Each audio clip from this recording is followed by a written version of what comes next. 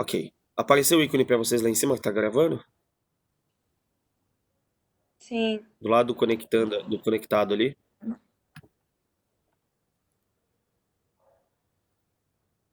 Deixa eu só falar com a Ana aqui. Reinicie o computador ou o celular e tente novamente.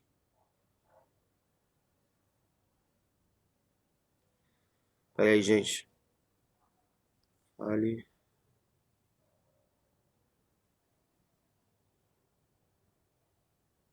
Beleza.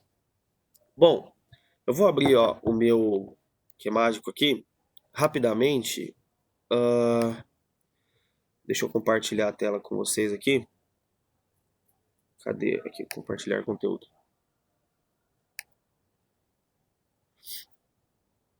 Ah, estão vendo minha tela aí, galera? Não. Foi no seu rosto. Ah, já achei, já. Acharam? Tá legal. Tô Ah, vendo.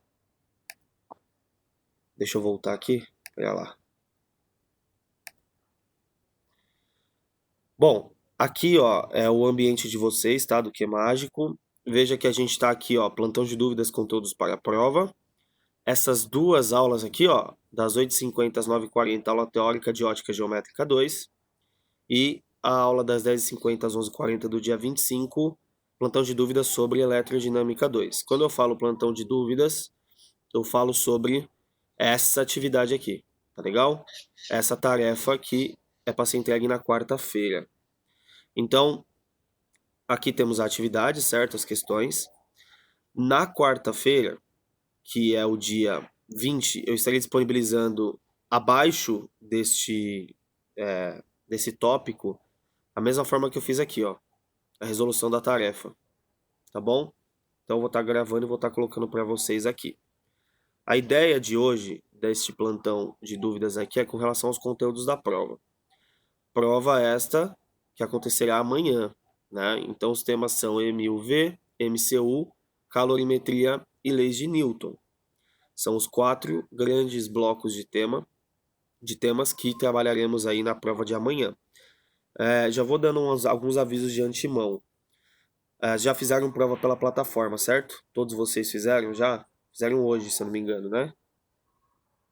Sim. Sim. Legal. Então já sabem como que é o esquema, né? Você tem lá as alternativas.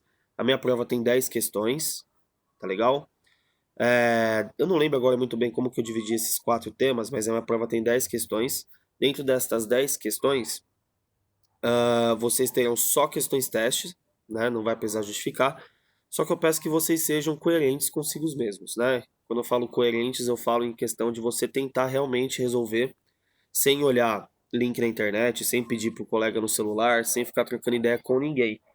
Até porque, assim que você muda de aba, aqui ó, se você fizer isso aqui, o sistema ele já me mostra que você está saindo da aba de prova e quanto tempo você ficou fora. Então peço que vocês não façam coisas desse tipo, sejam coerentes, façam aquilo que vocês saibam, tá? A aula de hoje é exatamente para a gente poder tirar essas dúvidas, tá bom, galera?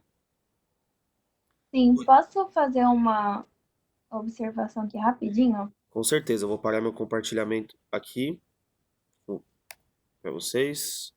Pode falar.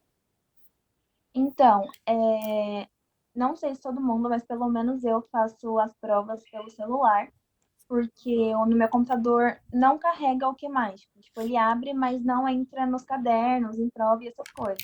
Certo. E no celular, a tela do celular fica apagando, né? Porque dá um certo limite de tempo. E principalmente na sua matéria, que a gente tem que resolver conta, essas coisas, Uhum, vai acabar apagando. E quando apaga, conta alguma coisa. tudo bem.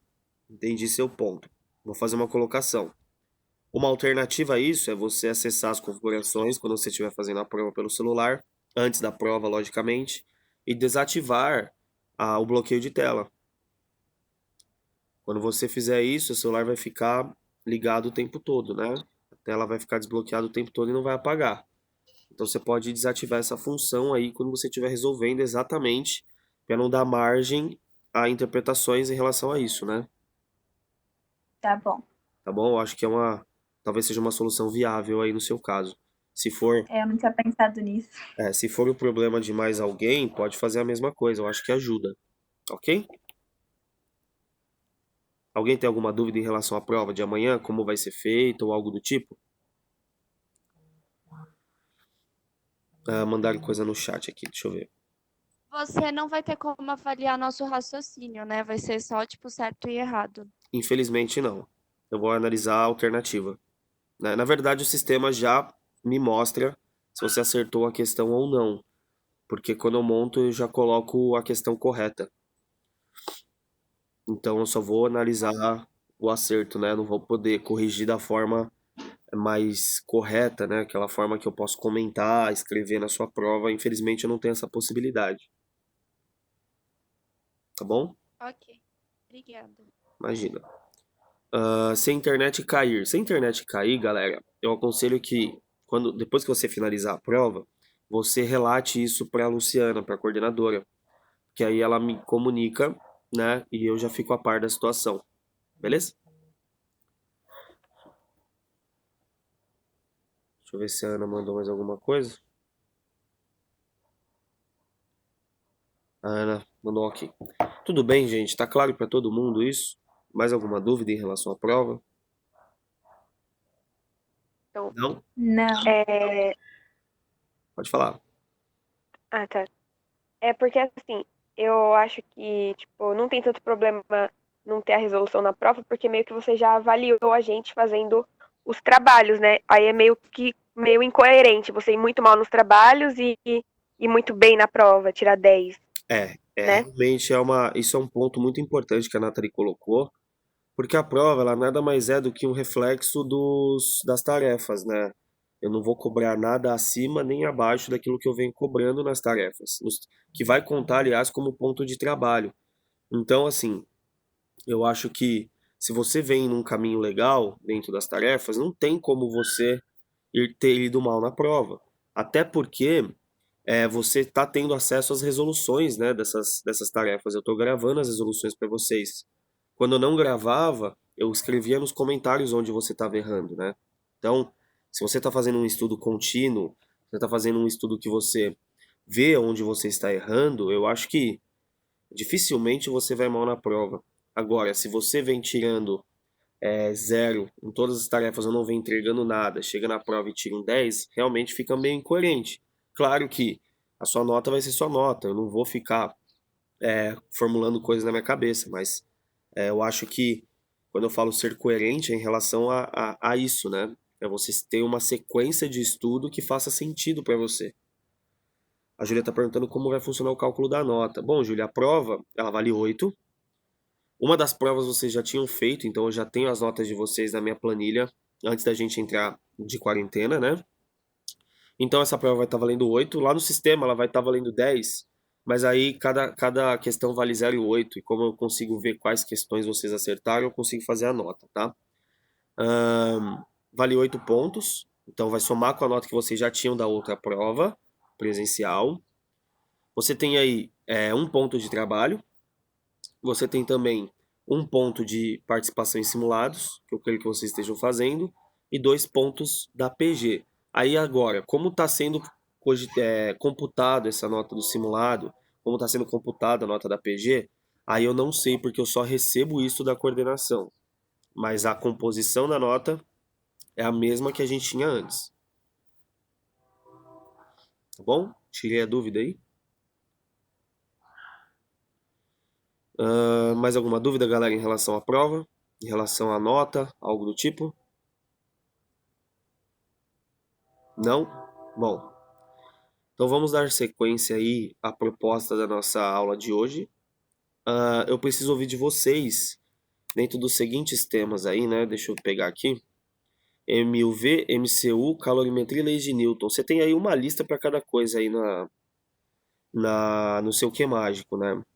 Se você tem alguma dúvida em relação a alguma dessas coisas que eu estou colocando, alguma dessas listas, ou exercícios que você tenha pego de fora, ou dúvidas conceituais, peço que vocês falem agora, porque aí a gente consegue trabalhar Lembrando que a sua dúvida pode ser dúvida de outra pessoa, né?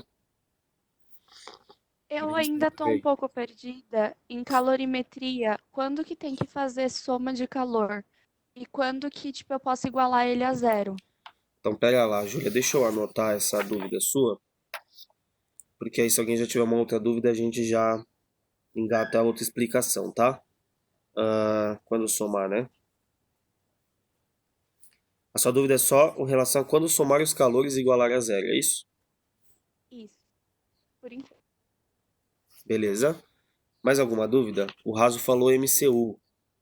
Raso, eu preciso saber do MCU qual é especificamente a sua dúvida, se é em relação aos acoplamentos, se é em relação a cálculo de velocidade angular, velocidade linear, frequência, período, que é a parte base do movimento circular, né?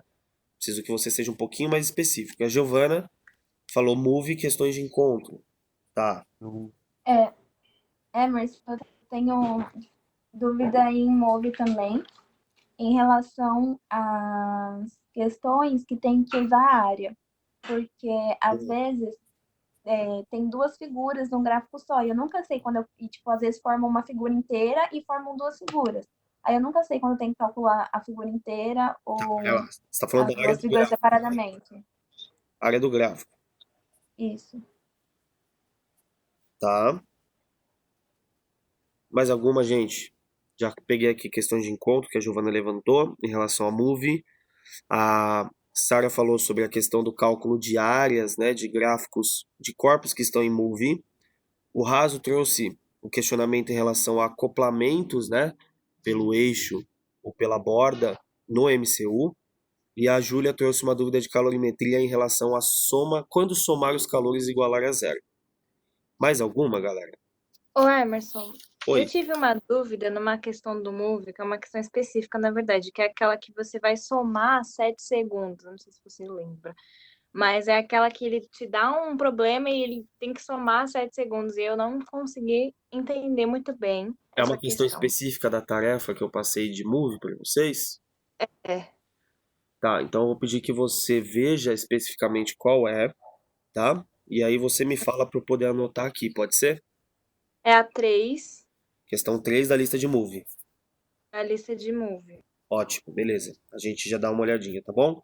Vamos lá, Tá galera. bom. Levantamentos. Mais alguma? Plano inclinado. Lei de Newton. Gal.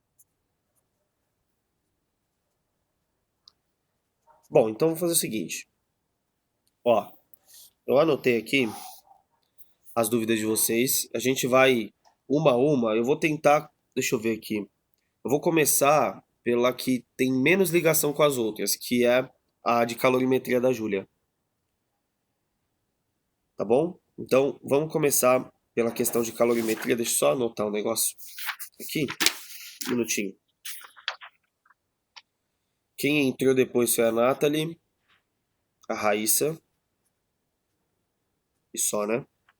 A Ana conseguiu entrar, a Ana não conseguiu ainda. Poxa vida. Tudo bem. 1, 2, 3, 4, 5, 6, 7, 8. Beleza. Ótimo. No fim da aula, eu passo de novo aquelas informações iniciais para quem chegou depois. Tá bom? Então, deixa eu deixar isso aqui de lado. Pra gente dar início aí. Giovana, eu já falo dessa questão aí mais pra frente, tá? Deixa eu anotar aqui. Questão 7. Tá bom, ótimo. Bom, galera, vamos lá. Primeira dúvida aí, a dúvida da Júlia, dúvida de calorimetria em relação a quando eu somo os calores igual a zero ou quando eu só trabalho com calores separadamente, né? Bom, na calorimetria, vocês estudam esse segmento da física, uma parte da termodinâmica, estruturando da seguinte forma: primeiro você estuda o que é calor, né? Você entende o que é uma energia térmica em trânsito, para em sequência você entender propriamente quais são os tipos de calor que podem transitar, né? Um corpo ele sempre pode ceder ou receber calor, né? Então veja, se você tem uma situação em que temos mais de um corpo, quando os corpos interagem, normalmente as questões de interação entre corpos tratando do tema calor serão questões em que esses corpos estarão isolados do ambiente, eles estarão em calorímetros, né? Se ele não usar o termo calorímetro, ele vai usar o termo isolamento, tá? Então, quando esses corpos estão dentro de um recipiente, ou seja, estão isolados, as trocas de calor que vão ocorrer serão apenas de um corpo para o outro. Não vai ter troca com o meio externo, tá? Só tomem cuidado que às vezes o recipiente ele pode ser um corpo a ser analisado. Quando que eu sei que o recipiente é um corpo que eu posso trazer, né, dentro da minha análise? Quando ele me disser que o corpo possui uma capacidade térmica. Se qualquer corpo possui uma capacidade térmica, o próprio nome já meio que ajuda a gente. Ele tem a capacidade de fazer trocas. Tudo bem? Quando ele me disser que eu só tenho os corpos lá dentro e que a capacidade térmica do calorímetro é desprezível, não faz sentido eu tratar ele como um corpo, porque ele não está realizando troca. Ok? Então, veja, quando somar os calores igualar a zero? Quando eu tiver mais de um corpo interagindo dentro de um recipiente isolado. Porque ele vai me pedir a temperatura do equilíbrio térmico, tá? Então, quando você lê a palavrinha equilíbrio térmico, o que ele está dizendo para você? Ele está te dizendo que um corpo vai perder energia, ele vai ceder calor, e o outro corpo vai pegar esse calor que o outro cedeu. Então, olha só, se você pensar matematicamente, talvez seja mais fácil do que você imaginar uma situação de troca de calor. Então pensa que você tem dois corpos, um corpo A e um corpo B. Eu vou colocar a condição para que você entenda melhor que a temperatura inicial do corpo A é muito maior que a temperatura inicial do corpo B. Ou seja, eu posso pegar, sei lá, algo que está a 30 graus Celsius e um cubo de gelo, tá? Que está numa temperatura negativa. Então, quando você faz essa análise, veja, se a temperatura inicial do A é maior que a temperatura inicial do B, se você tem essa condição no início da sua análise, o que vai acontecer? Se o corpo A ele tem uma maior temperatura, conceitualmente a gente pensa lá, pô, eu sei que temperatura é o grau de agitação das moléculas. Se as moléculas se agitam mais, elas tendem a liberar mais energia térmica. Então, a tendência da passagem de energia é sempre do corpo de maior temperatura para o corpo de menor temperatura. Quando ocorre essa passagem, o corpo que está perdendo calor, ele terá um calor negativo. Então, ele ficará, por exemplo, menos que A. Eu já mostro aqui para vocês, tá? Fiquem tranquilos. E o corpo que está recebendo este calor, ele vai ter um calor positivo, ele vai ter um aumento da sua energia. Então, eu posso dizer que tudo que um corpo perde, o outro ganha. Então, todo calor do corpo A foi cedido, foi absorvido pelo corpo B. Veja, você tem esta relação aqui, ó. Todo calor cedido por A, ó, o sinal negativo significa que ele perdeu. É igual ao quanto o B conseguiu pegar para si. Portanto, se você joga este número, esta variável negativa para a direita da conta de vocês, se eu passo para o lado de lá, do lado de cá só sobra zero. Então eu posso falar que a soma dos calores é igual a zero. E aí você fica com essa relação aqui, ó, que A mais QB igual a zero. Isso daqui é o princípio do equilíbrio térmico. É quando os corpos no final do processo, eles atingem o mesmo valor de temperatura. No final do processo, os tetas, tanto do A quanto do B, são iguais. Por isso que a soma dos calores deve dar zero. Tudo bem? Então, aí você vai ter que analisar qual é o tipo do calor. Se ele é um calor sensível, se ele é um calor latente. Basta olhar a mudança de estado físico ou a não existência da mudança de estado físico. E aí você consegue falar, pô, qual tipo de calor que está sendo doado é sensível? Então eu vou abrir a equação em mc ΔT. Se é calor latente, eu vou abrir a equação em ml. E aí só olhando o estado físico eu já consigo tirar essa relação. Tá legal? Ficou claro, gente? Quando somar? Sim ou não? Júlia que tinha perguntado.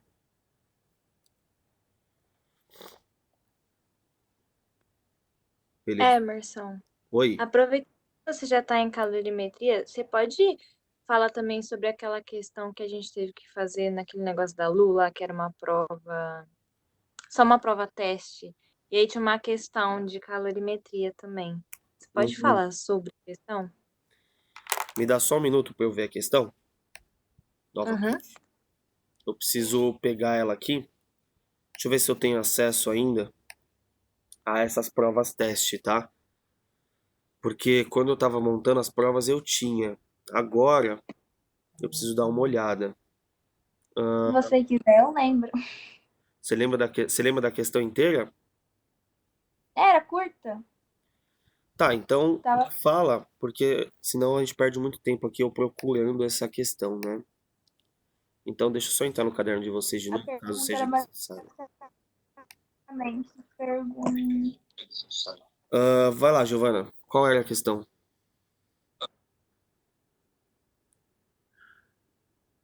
Giovana, tá me ouvindo? Sara Eu quero falar, falar. eu lembro muito bem. Então eu vou deixar a Sara falar que ela lembra. Então vai lá, Eu Sara. que eu anotei.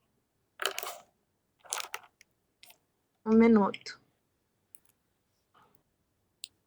Ó, dois corpos, eu achei a questão no caso. Dois corpos de capacidade térmica iguais são colocados num calorímetro de capacidade térmica desprezível. Não considerando perda de calor e sendo θ1 e θ2 suas temperaturas iniciais, a temperatura de equilíbrio será. Aí a resposta era θ1 mais θ2 sobre 2. Legal. Ah, tá, lembrei da questão. Tá, beleza. Bom, veja, aí já é uma questão que ela é interessante conceitualmente, porque ela trata exatamente quando o calorímetro não tem capacidade térmica, né? Que foi o que eu expliquei para vocês. Se ele não tem capacidade térmica, ele não será um corpo, tudo bem? Então você vai ter só o corpo A e o corpo B, ou o corpo 1 e o corpo 2, certo? Dessa forma, esses corpos eles estão juntos dentro do calorímetro, os corpos A e B. Então, ao fim de um determinado tempo de análise, você terá o chamado equilíbrio térmico entre os corpos. Quando isso acontece, eu posso afirmar que a soma dos calores é igual a zero. Tudo bem? Até aqui tudo bem, gente? Sim, eu fiz isso. Ok. Então, veja, essa questão ela não fala de mudança de estado físico, né? Ou ela fala, Sara, tem alguma coisa falando aí na questão de mudança de estado físico? Não. Não tem, né? Portanto, se não tem mudança de estado físico, o que eu posso afirmar? Eu posso afirmar que os dois corpos, ao trocarem calor, trocam apenas calores sensíveis. Portanto, eu posso escrever que o calor sensível para um corpo mais o calor sensível para o outro corpo é igual a zero, olha. Eu posso afirmar isso aqui, ó. Tudo bem, gente? Estão acompanhando? Sim. Sim. Ok. Agora veja o seguinte, ó. Vocês estão vendo esta relação aqui, ó? Massa de A vezes calor específico de A. E aqui massa de B vezes calor específico de B. Vocês estudaram essa relação aqui, ó, como capacidade térmica. A capacidade térmica de um corpo é medida como sua massa vezes seu calor específico. Portanto, eu posso fazer uma substituição aqui. Eu posso falar que este produto de massa vezes calor específico é exatamente igual à capacidade térmica dos corpos.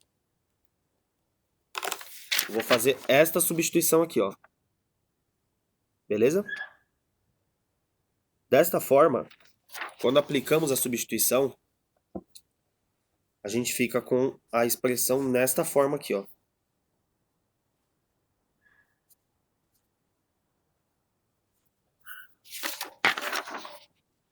Nesta forma aqui, ó. Tudo bem? Sara, só Sim. repete para mim o que foi falado sobre as temperaturas de novo. Um minuto. Peraí. Não considerando perda de calor e sendo θ1 e θ2 suas temperaturas iniciais, a temperatura de equilíbrio será. Beleza. θ1 e θ2 são as temperaturas iniciais dos corpos, certo? Portanto, o que a gente pode fazer aqui? eu vou abrir a variação de temperatura em final menos inicial, ok? Da forma que a gente já fez várias vezes. A temperatura final do equilíbrio térmico, para não confundir, eu vou chamar de X, que é a nossa pergunta. X menos θ1 mais Czão B, X menos θ2, isso tem que ser igual a zero, ó. Eu abri as variações de temperatura, estão vendo? Aqui, ó. Capacidade térmica do A será vezes sua variação de temperatura. A variação fica assim, né? Final, que é a temperatura do equilíbrio térmico, menos a inicial, que é θ1, que ele chamou. E aqui, capacidade térmica B é igual, vezes a temperatura final do equilíbrio menos sua temperatura inicial. Final menos inicial. Tudo bem, gente? Tudo isso igual a zero. Logo, ele falou aí que as capacidades térmicas são iguais nessa área, no começo da questão. É essa condição que ele coloca? Sim. Portanto, ao invés Não, capacidade térmica desprezível. do calor, Iguais. Isso. mas dos corpos A e B são iguais, é isso? Isso, eu que me confundi, desculpa. Tudo bem. Portanto, olha só, eu não vou diferenciar a capacidade térmica A do B. Eu vou chamar da mesma coisa. Olha os cachorros. Então vai ficar capacidade térmica X menos θ1 mais capacidade térmica X menos θ2. Tudo isso igual a zero. Vai ficar assim, né? Ó. Sem diferenciar as capacidades térmicas, fica assim, não fica? Agora o que eu vou fazer? Eu vou escolher um dos dois corpos para eu poder jogar para o lado de lá. Só que antes disso eu vou fazer a distributiva. Ok? Então fazendo a distributiva aqui, ó, nos dois lados da fração, fica assim, né? Capacidade térmica vezes X menos capacidade térmica θ1 mais capacidade térmica X menos capacidade térmica θ2, tudo isso igual a zero. Isso fica escrito neste formato aqui, certo?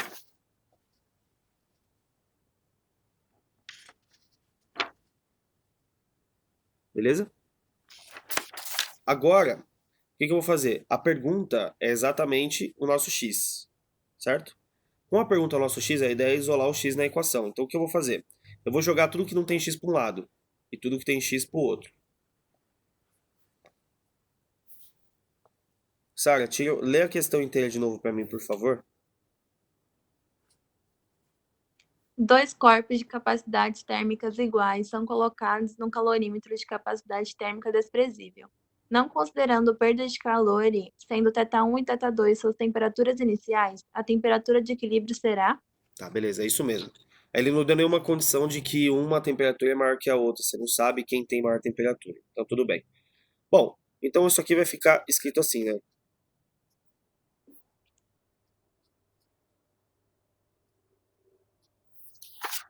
Veja se vocês conseguem acompanhar esse raciocínio aqui, ó.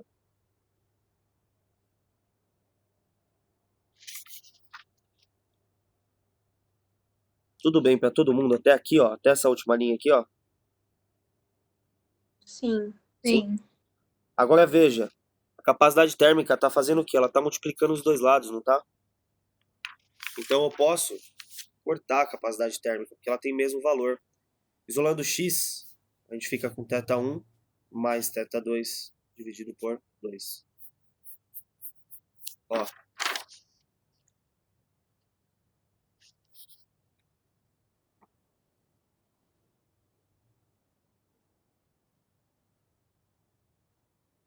Beleza, agora entendi. Foi? Talvez o mais difícil tenha sido essa substituição aqui, ó. Lembrar que capacidade térmica é massa vezes calor específico. Eu fiz isso, só que aí quando chegou na capacidade térmica, eu não abri as temperaturas entre final e inicial. E aí, tipo, eu passei pro outro lado, né, É a assim, ó. capacidade Uma térmica, coisa que vai ficar ajuda, gente. Nossa, gente, tá muito barulho de cachorro, né? Uma coisa que ajuda é você sempre colocar a sua pergunta como um X. Por exemplo, ele não pediu a temperatura final, eu não preciso chamar de θ para eu me confundir, chamo de X, que é a pergunta. E como é a mesma temperatura no final, é X para os dois corpos a temperatura final. E aí você só trabalha algebricamente, né? Você não tem valores aí, mas tem as letrinhas, né? Joga para lá, joga para cá, passa dividindo, e aí vai. Tá bom? Obrigada. Dúvida tirada de calorimetria, as duas. Podemos ir para outro tópico? Sim ou não? Sim. Sim? Legal. Deixa eu ver aqui. Uma outra dúvida que foi colocada foi a sobre Move. Tivemos duas questões, três perguntas de Move aí. Galera, tá muito barulho aí? Não, tá de boa. Um pouco, mas dá pra te ouvir. Desculpem aí pelo barulho. Enfim, as outras dúvidas são de MCU, Move e lei de Newton. Temos quatro dúvidas de Move. Eu acho que é válido a gente ir para Move agora, que é a dúvida da maioria, né? Então, vamos lá. Eu vou começar pelas duas dúvidas conceituais. Uma foi da Giovanna e outra da Sara. Foram as perguntas em relação ao encontro no Move e a questão de análise gráfica, quando calcular a área e quando tem mais de um corpo, por exemplo. Quando vocês estudaram o encontro comigo no movimento uniforme, lá no primeiro ano e também agora no terceiro, vocês conseguem definir para mim qual é o princípio do encontro? O que vocês entendem por encontro de corpos? Alguém?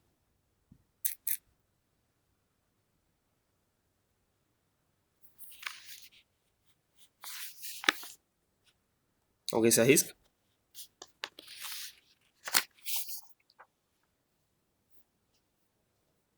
Pessoas, boa tarde. Alguém se arrisca? Calma, é o que é encontro, né? Isso, o que vocês definiriam como encontro de corpos? Calma aí que eu tô reformulando pra falar.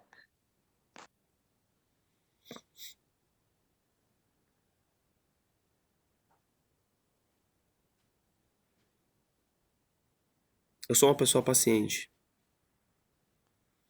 Ah, e tem gente falando no chat, Emerson. Quando um corpo está em movimento, falaram antes aqui? Quando um corpo está em movimento e o outro encontra ele. Ok, o encontro então pressupõe, aí o Raso falou aí, o S final ser igual. Bom, o S final, para nós, quando a gente fala na física, a gente está falando da posição do corpo. Não é nem o deslocamento, não é nem o espaço, não é trajetória, é posição. É o ponto da trajetória que aquele corpo se encontra. Um encontro ele pode ocorrer corpos em sentidos opostos ou corpos no mesmo sentido. Né? O de trás, por exemplo, vai passar o da frente. Porém, o fundamental aqui é você sempre partir do pressuposto que, ao encontrar-se, o S final deve ser igual. A posição final dos corpos é igual. Independente se ele está em MU ou se ele está em MUV. Independente se ele tem aceleração ou se não tem aceleração. Por quê? Você tem duas funções matemáticas que descrevem os movimentos dos corpos. Uma é a função horária da posição no MU e outra é a função horária da posição no MUV, que vocês costumam chamar de sorvete e sorvetão. Quando você tem, por exemplo, dois corpos em MU, você tem duas possíveis equações horárias da posição para os dois corpos. Então vamos supor que eu tenho um corpo 1 e um corpo 2.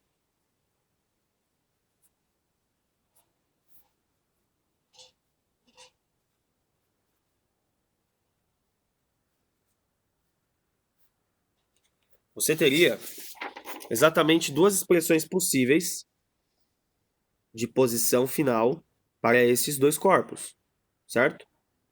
Se eu substituir dois números aqui, que são posição final e velocidade, você ficaria com uma relação assim.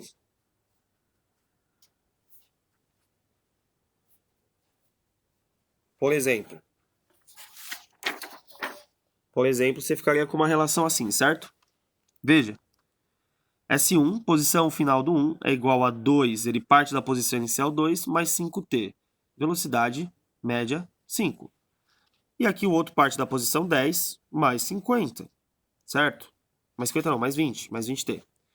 Dessa forma aqui, o que pressupõe o encontro do corpo 1 com o corpo 2? Esses S's serem iguais. Quando você iguala esses S's, você acha quem? O tempo, né?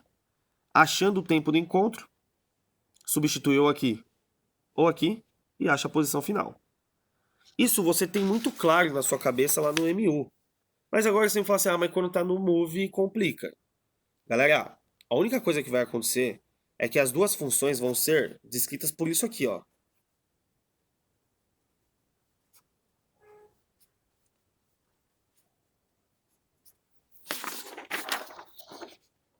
Por isso aqui. A única diferença é que ao invés de ser uma equação de grau 1, é uma equação de grau 2. Quando você iguala o S1 de um corpo, que tem uma expressão que é uma função de grau 2, com a posição final de um corpo 2 hipotético, que teria uma função de grau 2 parecidíssima com essa, só mudando os valores, o que vai acontecer é que quando você faz isso, seu tempo é como se fosse seu x na matemática. E aí você cai numa equação de grau 2. Você terá dois valores para o tempo. Lembrem-se, uma equação de segundo grau possui duas raízes. Em matemática, essas duas raízes elas podem ser reais e iguais, reais e diferentes, e pode não ter raiz, que aí depende do estudo do delta. Então, se você quiser, você pode usar Bhaskara para calcular. Lembrando que na física não existe tempo negativo. Então, se você chega em dois valores de tempo, um positivo e um negativo, é o positivo que você vai levar em conta. Se você calcula e chega em dois valores negativos, significa que os corpos nunca se encontraram. Não tem tempo para o encontro. Tempo real. Tudo bem? Então, encontro no Move é a mesma coisa que você faz no MU. Só que ao invés de resolver uma equação de grau 1, é de grau 2. Beleza? Talvez essa tenha sido a dúvida. Giovana, foi? Se não foi, fala aí que a gente volta. Beleza. A outra questão foi um levantamento feito pela Sara em relação aos gráficos. Vamos primeiro colocar uma condição aqui para o seu estudo de gráficos, tá? Você só vai calcular a área do gráfico quando o seu gráfico for um gráfico assim, ó. Deixa eu fazer ele maior aqui.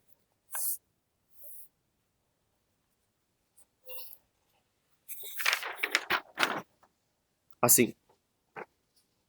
Quais são as características desse gráfico? É um gráfico de velocidade por tempo, seja ele no MU ou no MUV. No MUV, você vai ter retas aqui crescentes, né? Ou decrescentes. Depende do movimento do seu corpo, depende da aceleração dele. Se sua aceleração for positiva, esse gráfico cresce. Se ela for negativa, esse gráfico decresce, né? Então, tomem cuidado, o sinal da aceleração vai determinar como é este gráfico. Então, veja, se eu tenho dois corpos, um que faz isso aqui e o outro que faz isso aqui, ó.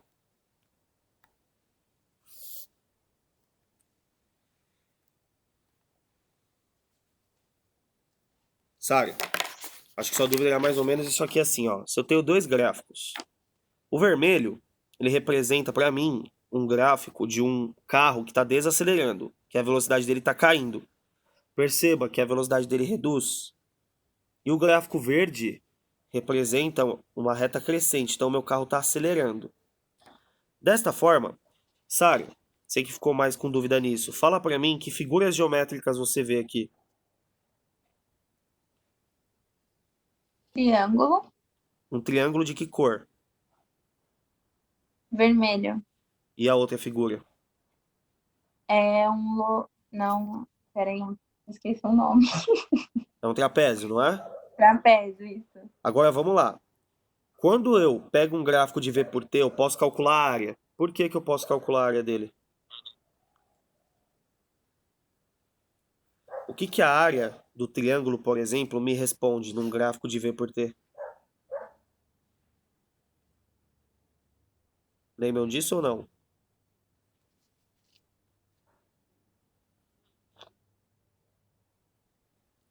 o ΔS. Muito bom, Giovana. Então, ao calcularmos a área de um gráfico V por T, obtemos o deslocamento do corpo. A gente provou matematicamente isso lá no movimento uniforme. Portanto, se você está vendo um triângulo e você também está vendo um trapézio, você vai fazer dois cálculos separados, tá?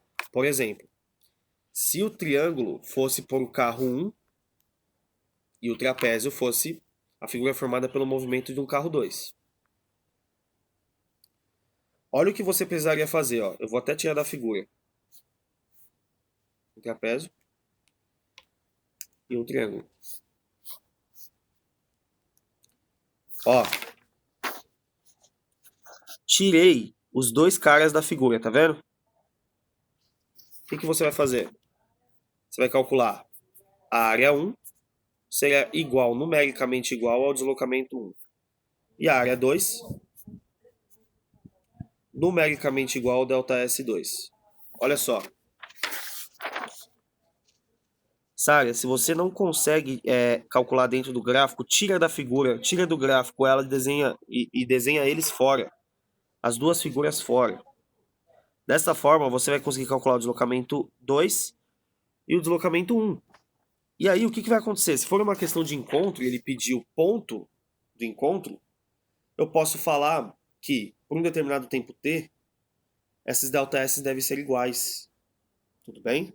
Porque provavelmente você não vai ter o tempo do encontro, t. Mas eu sei que o deslocamento de um deve ser igual ao do outro. Beleza? Beleza, entendi agora. Muito obrigada. Destaca da figura para ficar mais fácil, tá? Bom. Então, essa dúvida que foi? Essa dúvida que foi. Certo?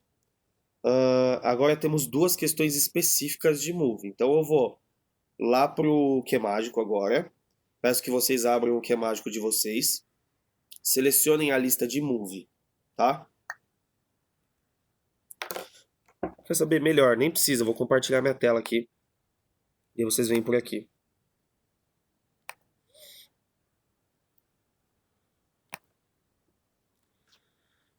Pessoal, desmutem os microfones e me digam se vocês estão vendo a minha tela aqui. Sim. Sim? Sim. Ótimo, vamos lá então. Cinemática, módulo 2 aqui, ó. Move. Né? Lista, dia 3/4.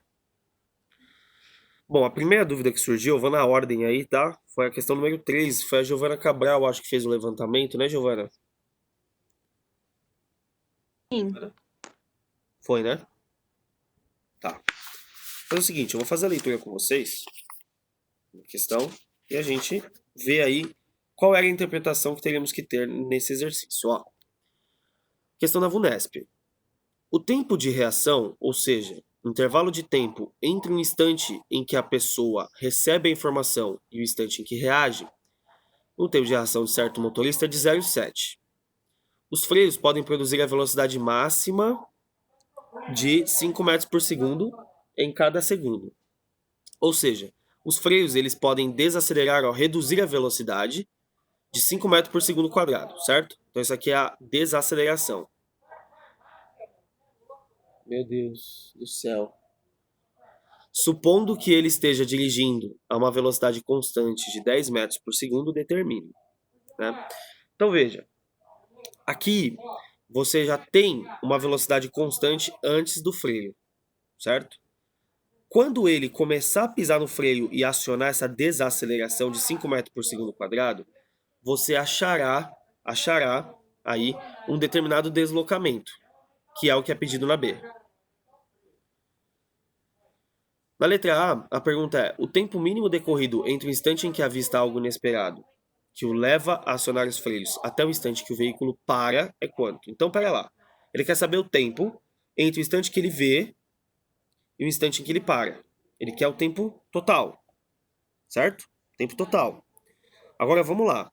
Vou parar de compartilhar a tela aqui para que vocês vejam melhor agora. Gente, vou fazer o seguinte, eu vou entrar ali rapidinho. Só por causa do barulho, tá? Um minuto.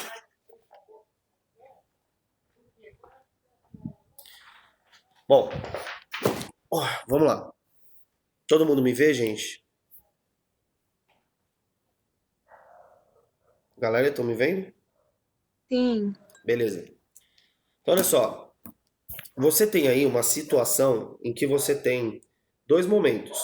O momento que ele vê e o momento que ele pisa no freio até parar. Antes dele avistar alguma coisa, qual é o tipo de velocidade que ele anda? Ele anda com velocidade constante, né, galera? Velocidade constante. Quando ele pisa no freio, ele começa a frear. Então a velocidade dele reduz, aí ele entra em move, certo? Se a pergunta é qual é o tempo mínimo do momento que ele avista algo até que o carro pare, ele quer saber o tempo que você anda em MU, que é o seu tempo de reação, né? Que seria 0,7, e o tempo que você leva desacelerando. Giovana, por isso que você tem que somar o tempo.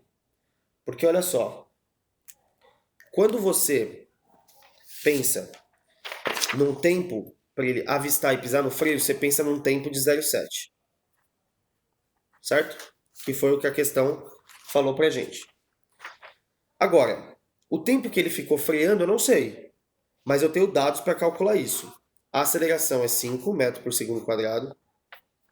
Ele falou também, deixa eu ver aqui nos dados. Ele falou que ele vem com uma velocidade de 10, então a velocidade inicial antes de frear é 10 metros por segundo. Se ele para, a velocidade final é 0. Olha só, temos estes dados aqui, ó. Esse é o tempo para ele avistar, certo? Esquece ele um pouquinho. A aceleração é 5. A velocidade inicial que ele vinha é 10 e eu sei que ele tem que parar. Então eu vou calcular o tempo dentro destas condições aqui, ó. Calculando o tempo dessas condições, a equação mais tranquila para usar é a função horária da velocidade. V igual a V0 mais AT. Ó, é esta função aqui, ó. Tá vendo? Então eu vou substituir os dados para achar esse tempo. Este tempo será o tempo dele freando, não é o tempo total do percurso. Então será 0 igual velocidade inicial 10, menos 5, porque é a velocidade negativa, vezes t. 5t igual a 10, tempo vai dar 2. Ó. Tudo bem? O que representa esses 2 segundos? O tempo que ele ficou freando. Só que para que ele comece a frear, ele tem um tempo para reagir de 0,7. Então qual é o tempo total dele ver alguma coisa, reagir, deu 0,7. Parar o carro, 2. Então o tempo total dele avistar e o carro parar é 0,7 mais 2. Que dá 2,7. Ó.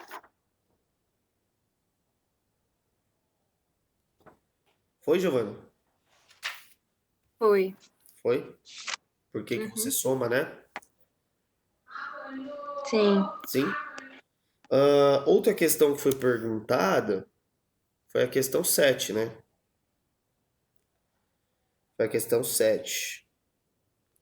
Bom, vou fazer o seguinte, ó. Deixa eu só ver uma coisa aqui. Pera aí. Um minutinho, gente.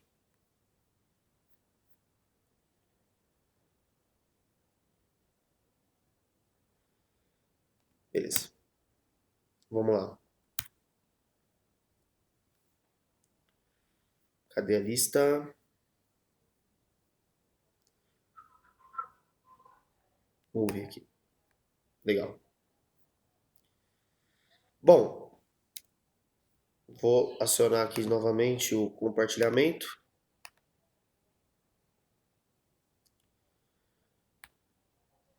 Todo mundo visualiza, galera, a minha tela? Sim? Vamos lá. Unifesp.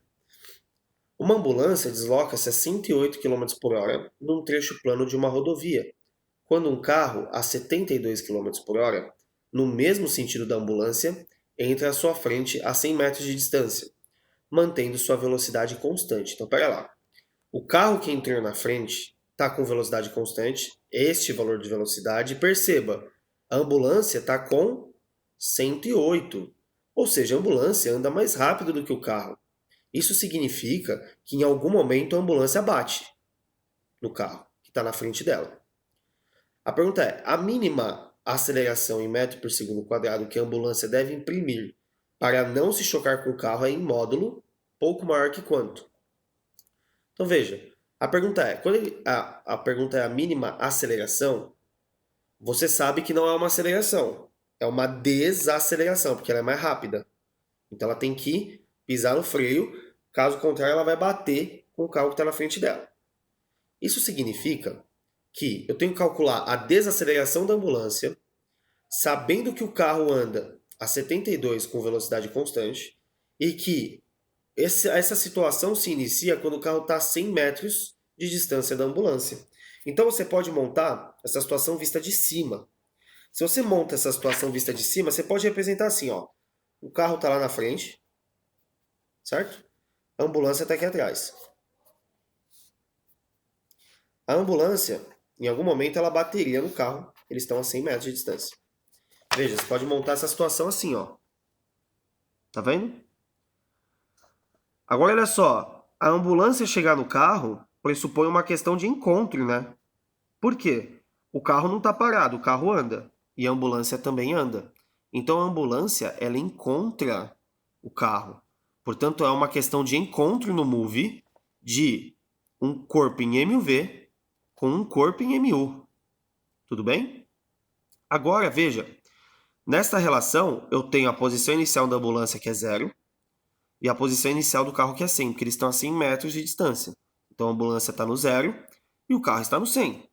Portanto, você pode pensar, para iniciar essa questão, na montagem das duas funções horárias. Você pode montar aqui, ó, S igual a S0 mais VT, isso aqui para o carro, e S igual a S0 mais V0T mais AT quadrado sobre 2. Isso aqui é para ambulância. Ó, você pode montar essa expressãozinha para o carro e essa para a ambulância. Porque lembrando, a ambulância vai ter que estar em move, vai desacelerar. E o carro está em MU, velocidade constante. O que você não pode esquecer? De converter as velocidades. A velocidade do carro é 72 km por hora. A aceleração é pedida em metro por segundo. Então isso aqui, ó, tem que ser convertido. E isso daqui também. Beleza? Então desta forma, é necessário que você substitua os valores, mas antes converta as velocidades. Ok? Então, é uma questão do jeito que a Giovana falou, do jeito que a Giovana perguntou em relação ao encontro. MU com MUV. Uma função de primeiro grau e uma de segundo. Juntas vão formar uma de segundo grau, né? Porque você vai ter que igualar as duas. Igualando as duas, você consegue resolver. Tá legal? Eu só não vou resolver tudo agora porque eu preciso tirar mais dúvidas, senão não vai dar tempo de acordo com o tempo da nossa aula. Tá legal? Mas a montagem é exatamente essa. Se você seguir isso, você consegue resolver. Acho que a Gabi tá perguntando. Deixa eu parar de compartilhar a tela. A Gabi perguntou, pode usar velocidade relativa? Pode, Gabi. Você pode falar que o carro está parado e que a ambulância anda com sua velocidade menos a do carro. Pode também. É uma possibilidade. Tá? Vamos lá. A outra questão que pediram, quer dizer, o outro tema foi pedido, o Raso falou sobre Move, falou sobre acoplamentos, né? Então vamos ver? Bom, vamos pensar em acoplamentos aqui agora. Vejam. Move foi, depois eu vou falar só plano inclinado. Acoplamento. Eu quero que alguém interaja comigo e tente me responder o que é algo acoplado a outro algo.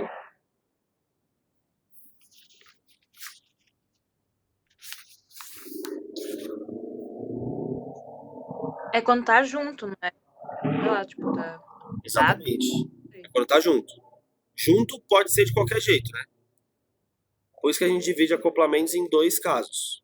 O acoplamento pode ser pelo eixo, quando a engrenagem, imagina que meu dedo é uma engrenagem, quando a engrenagem ela tá no eixo de uma barra, e aí a barra e a engrenagem rodam juntas, então barra e engrenagem estão acopladas pelo eixo, ou quando as duas engrenagens estão lado a lado. E aí o acoplamento é dito pela borda, não é? Quando o acoplamento é pelo eixo, vamos pensar conceitualmente, ó. Imagina que eu tenho esse eixo. Ah, não, melhor, ó. Olha o que eu tenho aqui, um papel higiênico, ó. Veja. Imaginem a parte de papelão de dentro como o eixo. E imaginem o papel como a engrenagem. Se eu boto as duas coisas para rodar, pergunta: o papel e o círculo de papelão, o eixo, eles rodam com velocidades diferentes? O que vocês acham? Não, mesma velocidade, eu acho. Não, porque tá junto, né? Agora eu vou reformular. As velocidades que você está analisando são quais? Temos no MCU dois tipos de velocidade, né? Linear e angular. Quando o papelão e o papel rodam juntos, de qual velocidade igual eu estou falando? Linear ou angular? Angular. Linear. Angular. Porque tanto o papelão quanto o papel cobrem o mesmo ângulo quando dão uma volta. Concordam? Sim ou não?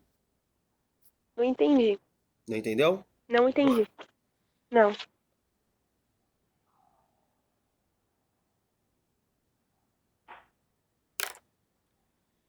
Eu fiz dois pontos aqui, ó. Um no papel e um no papelão. Tudo bem? Eu vou botar os dois para rodar. Ó. Quando eu paro aqui, quantos graus o ponto de cima andou?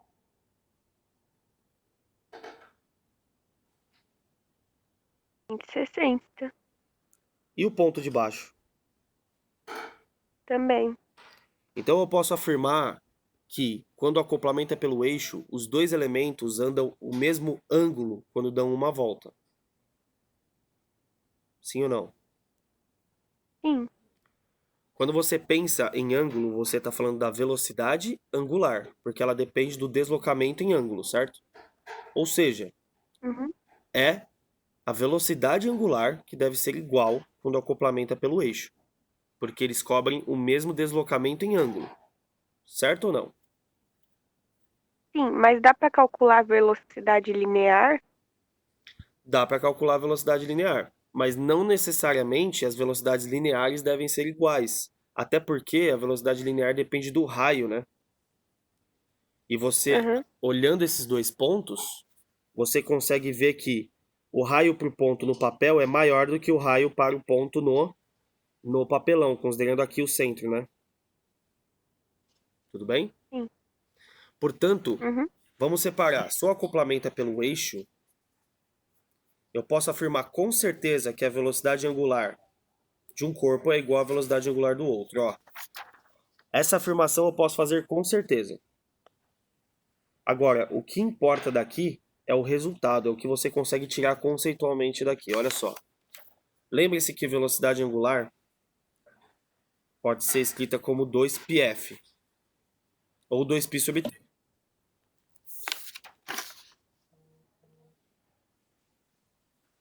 Veja, 2π para o corpo A é os mesmos 2π para o corpo B. 360 graus, uma volta, concordam? Porém, as frequências de rotação não necessariamente aqui devem ser iguais. Mas matematicamente, se eu corto o 2π que está multiplicando dos dois lados, o que eu posso afirmar sobre as frequências? Que com certeza elas devem ser iguais. Portanto, ao simplificar esta relação, você encontra exatamente o resultado deste acoplamento. O resultado do acoplamento pelo eixo é que a frequência de um corpo é exatamente igual à frequência de rotação do outro corpo, pois as velocidades angulares são iguais. Ficou claro para todo mundo o acoplamento pelo eixo?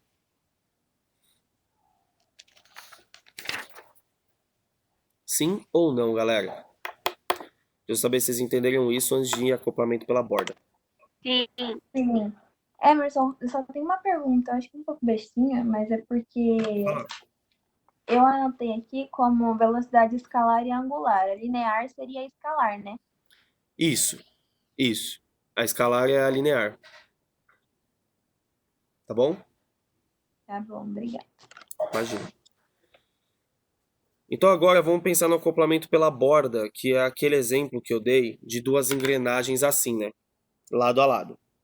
Ou duas correias, o correio e uma catraca de bicicleta presas por uma corrente, né? Por uma correia, que também é um acoplamento pela borda. Elas estão ligadas pelas suas bordas. Veja, se eu tenho, por exemplo,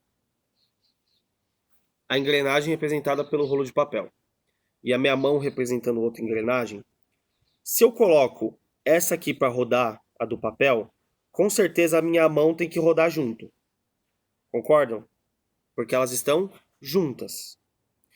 Se acontecer isso aqui, ó, elas desencaixam. Ou seja, eu posso afirmar que se elas rodarem com velocidades distintas, elas desencaixam. E aí perde o acoplamento. O princípio do acoplamento não é mais válido. Logo, a gente pode afirmar que temos duas velocidades, né? Linear e angular. Quando elas estão acopladas pela borda, para que não aconteça um desencaixe, eu posso dizer que as velocidades que eu analiso pela borda da engrenagem devem ser iguais. E esta velocidade é chamada de velocidade linear, ou como a Sara colocou, escalar. Tudo bem, gente?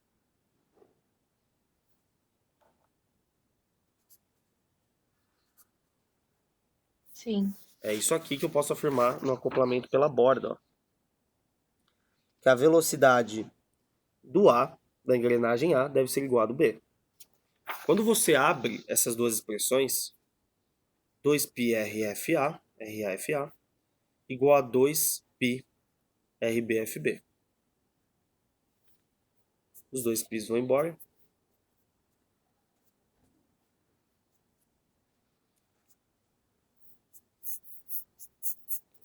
Isso é uma das afirmações que eu posso fazer no acoplamento pela borda, ó. Velocidade linear 2πRF de um corpo igual a 2πRF do outro. As únicas coisas que são iguais são o 2 e o π. Multiplicando os dois lados, pode cortar. Então eu chego na relação que o raio de A vezes frequência de A é exatamente igual ao raio de B vezes frequência de B. Ok? Isso é uma das possibilidades. Quando que eu uso isso? Quando ele me fornecer o raio da minha engrenagem. Agora, muitas questões elas falam sobre o número de dentes da engrenagem.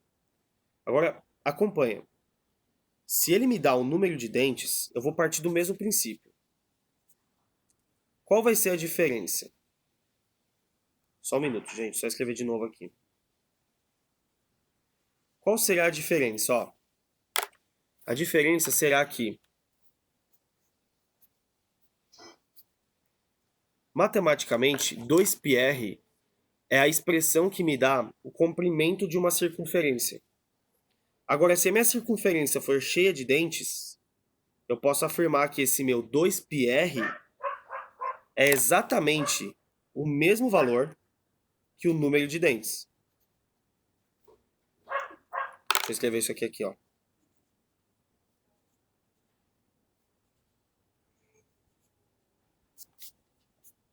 Ó. Veja.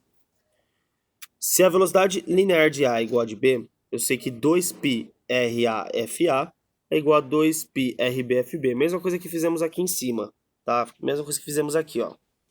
A diferença é que eu sei que o comprimento da circunferência pode ser substituída pelo número de dentes das engrenagens, caso ele me forneça. Então eu uso aqui, ó, quando ele me der o raio, e eu uso aqui quando ele me der o número de dentes. Tudo bem, galera? Esse é a segunda possibilidade do acoplamento pela borda. Primeira com fornecimento do raio, segunda com fornecimento do número de dentes. Certo? Sim ou não, galera? Raso, foi? Ótimo. Galera, alguém ficou com alguma dúvida em acoplamento de engrenagens ou de discos? Não. Não, nenhuma dúvida? Certeza? Vou dar sequência, hein? Vamos para a última dúvida, que é a dúvida sobre plano inclinado. Então essa aqui foi. terceiro e último para completar nosso bloco de dúvidas é em relação ao plano inclinado. Olha só, plano inclinado, galera, não tem segredo em relação a como resolver as questões. Se você tem uma boa base das leis de Newton que foram colocadas anteriormente, você entende e tem uma boa base sobre uma das aplicações dessas leis de Newton, que é o plano inclinado. Pensa assim, ó. Quando a gente tem um bloco andando numa superfície, normalmente essa superfície ela é retinha assim, ó. Certo? Agora imaginem que eu consiga tombar essa superfície. Então tudo que eu faço num plano horizontal, eu vou fazer num plano inclinado. Exatamente a mesma coisa. Só que quando você faz isso aqui, ó, o seu vetor peso, que antes estava aqui, ele não pode fazer isso aqui, né? Ele é sempre vertical para baixo. Então agora ele vai ter duas componentes, uma aqui e uma aqui, pela decomposição vetorial da força-peso. Portanto, a única diferença de um plano inclinado para um plano horizontal é que no plano inclinado você tem duas componentes, duas projeções da força-peso. Uma projeção no eixo X e uma projeção no eixo Y. Portanto, se você tem um plano inclinado de ângulo θ, eu posso colocar um bloco aqui e, ao invés de eu partir do princípio que eu vou desenhar a força-peso, eu já desenho suas projeções. Eu já desenho direto as componentes Px e Py. O Px ele é sempre ao longo do plano, porque, ó,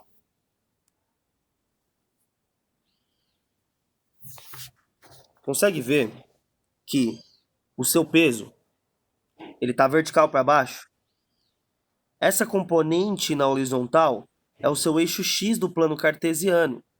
E essa parte pontilhada na vertical é o seu eixo Y. Portanto, o seu peso X estará na horizontal e o PY na vertical. Então, você pode escrever isso nesse formato aqui, ó. PY e PX.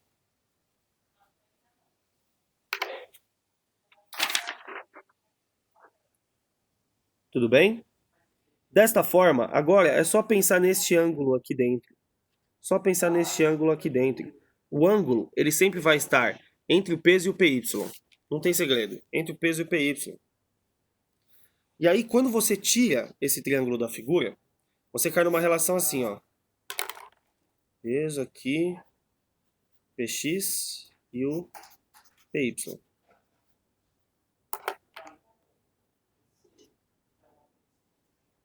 Ó, o que eu fiz foi pegar esse desenho e transpô-lo para cá, ó.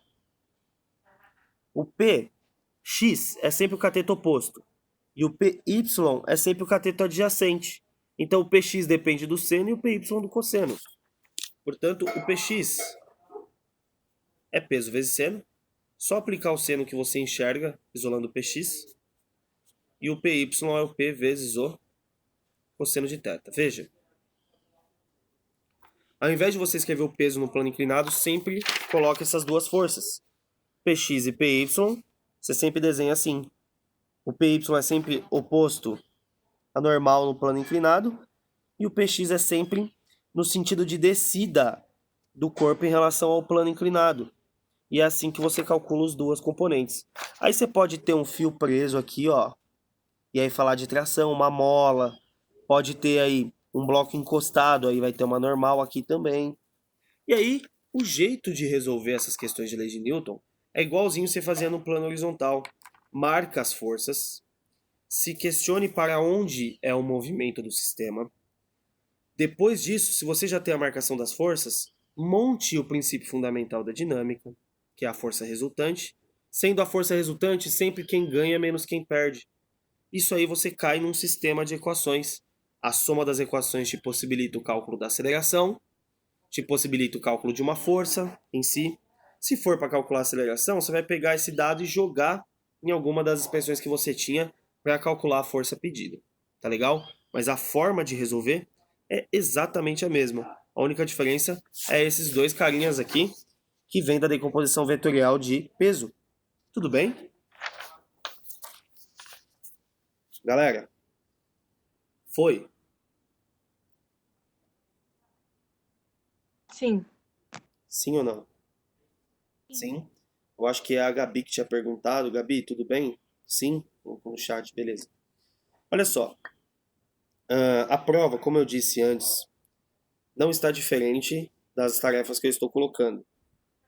Para o povo que chegou depois, vou repetir algumas coisas que eu já havia falado, para quem já ouviu, para reforçar. Essas nossas aulas elas vão acontecer todas as segundas-feiras, nos 2 horários que estão lá no nosso próximo encontro virtual, que é na segunda-feira, que vem, dia 25. Já tá lá na plataforma para você ver, tá legal? Assim, a gente vai ter 2 encontros semanais nesse formato, em 2 horários diferentes pela manhã, mas nesse formato. E vocês vão ter também as aulas gravadas teóricas. Lembrando que essa aula que eu estou dando agora, eu poderia muito bem fazer aqui, ó. Só que eu só estou em caneta permanente e minhas canetas estão para chegar. Então, o uso da lousa será nosso instrumento aí em alguns momentos, tá? A lousa vai ser nosso instrumento. Dessa forma, a gente vai poder ter nossos encontros assim e as aulas gravadas naquele jeito que eu ando gravando, sabe? Mão, folha, explicando e vai. Além disso, eu também vou estar disponibilizando os vídeos de resolução das tarefas. Então, das 5 aulas semanais que a gente tem, 2 vão ser online e as outras vão ser gravadas. Fiquem atentos aos prazos de entrega das tarefas. Tá legal? Em relação à prova, coerência, né? Se você vem fazendo as atividades, a prova você vai conseguir resolver. Tá bom? Então, sejam justos, sejam coerentes. Espero que o estudo de vocês esteja indo bem. Espero que vocês já estejam se adaptando melhor ao EAD, né? Não é o ideal, mas é o que meio que o que tem para agora, é o que dá pra gente fazer. E assim, saibam que sempre que vocês tiverem algum questionamento, alguma dúvida, eu estou disponível para tirar a dúvida de vocês lá na plataforma. Então participem, conversem comigo. Quiser falar de vestibular, quiser falar de como estudar física em casa, tá difícil, fala comigo. Não deixa de falar comigo, mas manda lá na plataforma. Tá bom?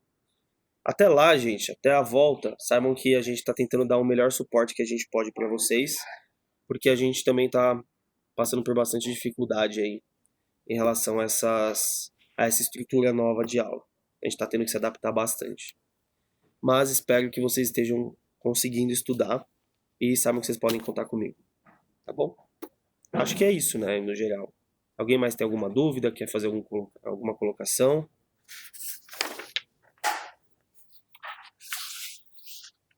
Pessoal, podem falar, pode abrir o vídeo, o microfone, fiquem à vontade. Não. Não. Não? Bom, galera, então é isso. Boa prova amanhã a todos. E a gente se vê aí na segunda-feira da semana que vem, não perca o horário. Tá bom? Um beijo pra todo mundo. Tá bom. Beijo. Beijo. Falou, gente. Beijo. Tchau.